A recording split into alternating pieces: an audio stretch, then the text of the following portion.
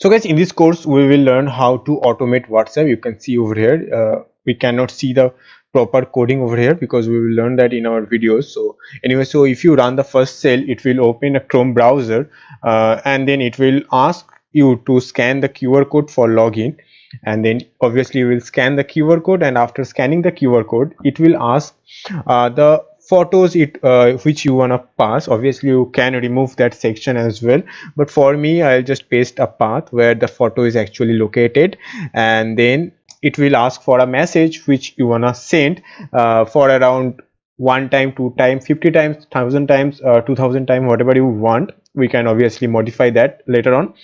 And anyways, let me just write over here, WhatsApp automation tutorial. Okay, that's it.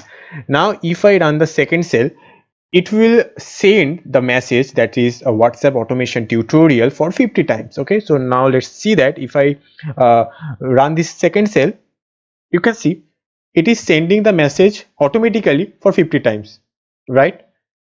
And let it be finish. Well, yeah, now all the messages are now sent, and now if I just run the third cell, it will send the image or video, whatever you choose.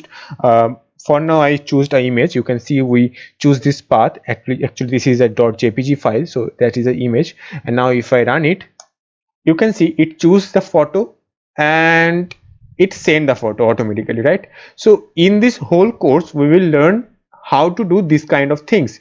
You can modify that later on according to your choice, and obviously if you learn the basic things you can go into the advanced levels. Okay.